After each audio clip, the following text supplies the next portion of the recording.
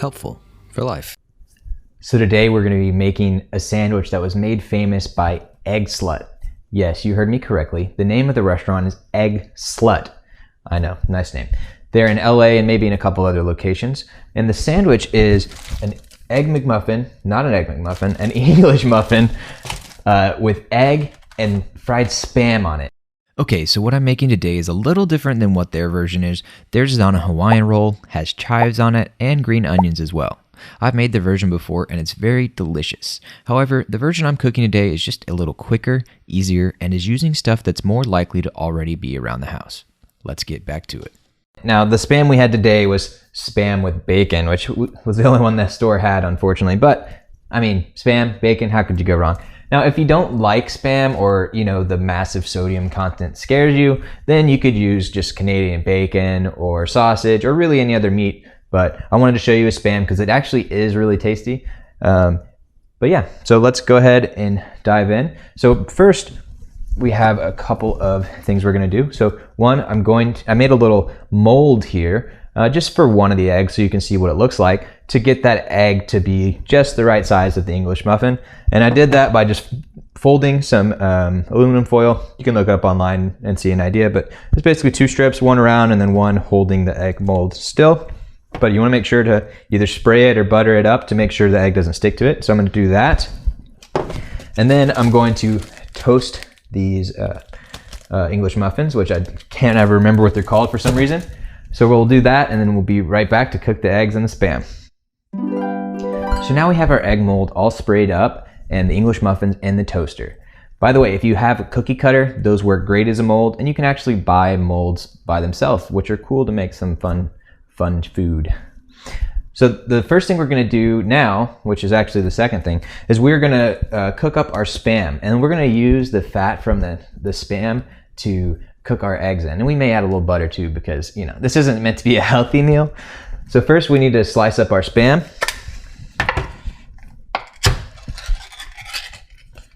Oh yeah. Ugh.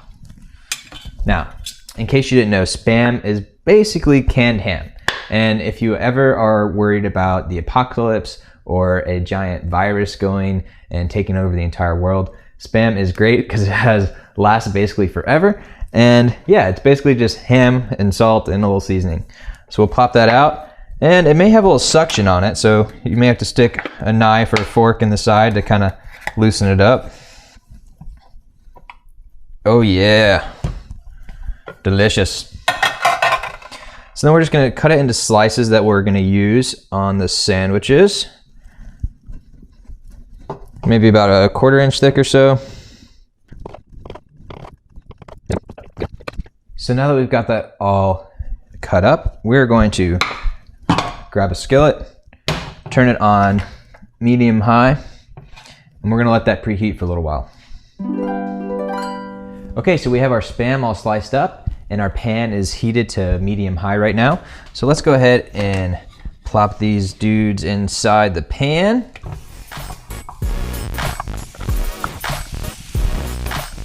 Now, if you're cooking with a smaller pan, you don't have to cook the whole can at once. Or if you're just cooking, for yourself, you may not want to cook the whole can. But personally, when I have the pan out, I like to cook it all. And then later for the leftovers, it's already ready to go. You can just either toss it in the microwave or throw it on the pan real quick to heat it back up, and it's good to go. So this is gonna sizzle and get a little bit of crusties on it due to the Maillard reaction, turn a little bit brown. And it may actually curl up a little bit as some of the moisture comes out, and it gets, depending on how crunchy you like it, is how long you want to do it. But we're just looking to get a little bit of color, a little bit of extra flavor. So yeah, we'll let that sit for a few minutes, maybe 3 or so, and then we'll flip it and let it cook for 3 minutes or so on that side as well.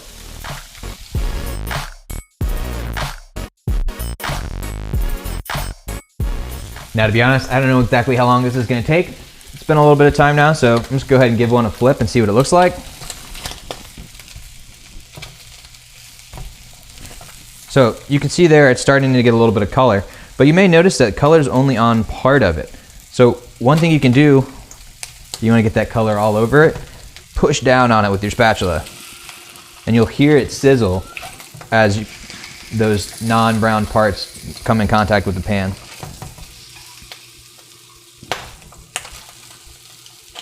Be careful because the fat out of this can kind of splatter like it can with bacon. So, you know, if you want to do this one naked, just be wary. You may get a couple nice hot spots.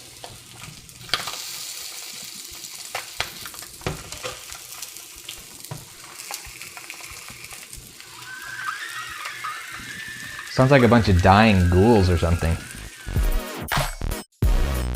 Okay, so we'll flip these over and see how they're all looking. And remember, we can always flip back if we want to. Better underdone than overdone. And oh man, I can smell, oh, this smells really good. And plus, I'm really hungry. So let's go ahead and get these started. Yeah, you can tell these are getting a good little crust to them. Now, you may notice that certain ones, like this one, is not as done. And that's because this pan may be a little bigger than the burner is. And so you want to make sure to maybe swap them out, maybe let the ones on the middle go to the outside and vice versa to help make sure they're all getting cooked. Then we're going to press down on this side too.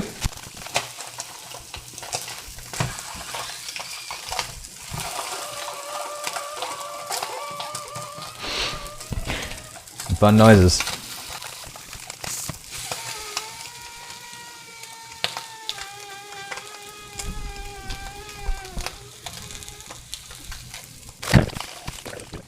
Another thing you can check, especially if you're getting uneven, is look and see where the burner is and make sure that your pan is centered on the burner.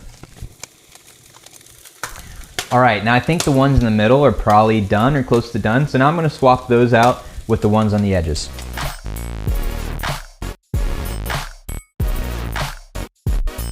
Another thing you can do, and you may have seen this at a place that cooks breakfast, I've seen it at Waffle House before, is you can put basically something heavy on top of all this. At Waffle House, they have like this big, it looks kind of like a trowel that's used in creating concrete things and stuff like that. And basically it's just something heavy that you sit on top to press down and keep the pressure on it. Some people even wrap a brick in aluminum foil. You could also use a heavy pan. Anything heavy that would fit inside of this is gonna work. Let's give those middle ones one more flip. Oh yeah, so that, you may think that's burnt, but that's actually flavor. That is gonna be delicious. Give them a few more seconds on this side and then we'll take them off the heat. Okay, let's get the Spam off the heat. Just look at these guys. This is gonna be so good. It smells amazing. I'm gonna take that pan off the heat, let it cool down just a little bit before we put the eggs on. But you can also hear, that is the nice crispy crust on these guys. You can see that beautiful color we're getting on there. These are gonna be great. So for the eggs, we're gonna do a technique that's called marbled eggs. And basically it's like a fried egg, but you're gonna intentionally break the yolk and kind of swirl it in so it ends up kind of looking kind of like marble with the yolk and the white mixing in together. Now, the reason this is great for a breakfast sandwich is because if you leave the egg yolk runny, it's gonna squirt out and it can make a big mess. Now, don't get me wrong, I like egg like that and I will do that sometimes even knowing I'll have that mess. But this is even better for if it's on the run and it's just a good way to make it. So let me show you how to do that. Now, like I said, we're gonna show you how to do one with the egg mold and then I'll do the others without the egg mold. You can do it fine either way. It's just the egg mold may be more perfectly circular for this sandwich. So we're gonna put this pan back onto that medium to medium high heat. I may turn it down just a little bit. And now we have some grease coming from that Spam, but not a ton. And plus butter is flavor. So I'm going to add a little pad of butter here. That'll help keep the eggs from sticking and also add a little bit of flavor. Just kind of swirling that around.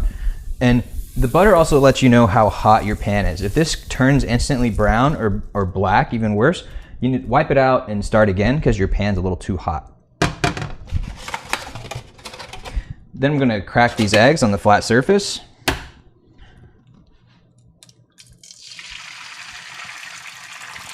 And you want to hear that sizzle as you're making the egg. Now you can use your spatula, but a chopstick also works pretty well. And you want to poke it to kill the yolk and then swirl it around. Now, this egg was not that great because I almost forgot to poke it. And the pan's maybe a little hot for the ideal marbled egg because you want to have time to be able to make that swirl. So I just take it off the heat to let it cool down a little bit before I throw the other eggs in there.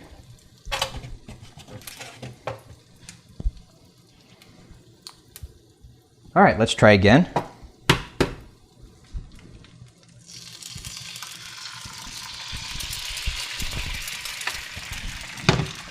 And just stab and swirl.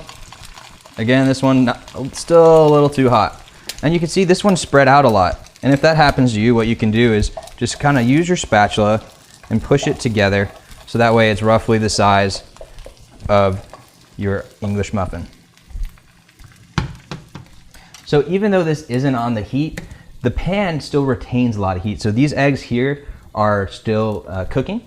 So we'll need to flip them before too long, but I'm letting it cool down so we can get that last egg to be just perfect using our egg mold.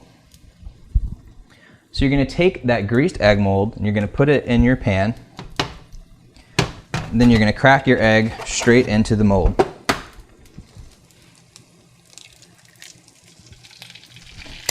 And most, if not all, of the egg will stay inside that mold. And again, you give it a little bit of a swirl. Oh, look, I broke the egg yolk. I broke the mold. That's okay.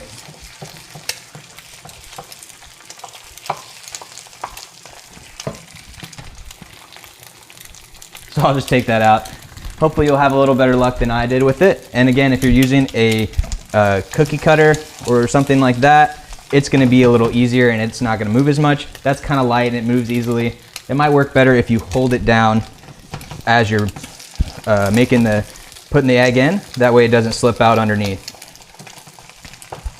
And so you can see these eggs have picked up some of the brown deliciousness from the Spam.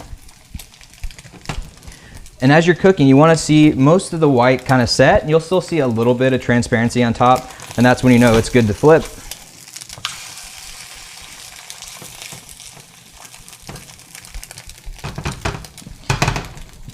And as a reminder, you want to cut off your eggs before they're all the way done because there will be some heat that remains in the egg as it cooks and also in the pan if you leave it on there like we're about to. So I'm gonna take those eggs off the heat.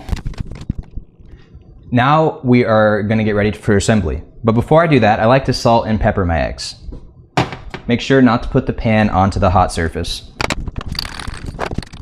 Now I'm gonna grab the English muffins and the Spam and then we'll get it all assembled. Now comes the fun part, the assembly. So, I didn't tell you about this, but you can't forget about the delicious sriracha mayo we made. This is what makes this sandwich so good. Paired with the other ingredients, but it makes a big difference. So you're gonna take your toasted English muffin, and you're gonna put it down here. Give your little sriracha mayo a shake, make sure it's all nice thoroughly combined. And I like sriracha mayo a lot, so I like to give some on both sides. And I like to even put a little on the side just for dipping too. Then I'm gonna use my hands because I moved the spatula already, but then you just take your egg and drape it over the muffin and then grab I'm gonna do 2 pieces of Spam, and then you're just gonna top it off just like that.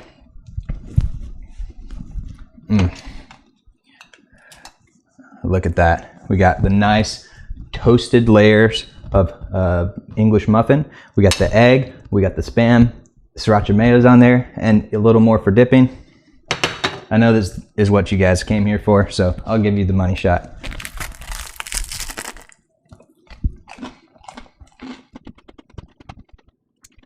My name is Reed Garcia, and I approve this message.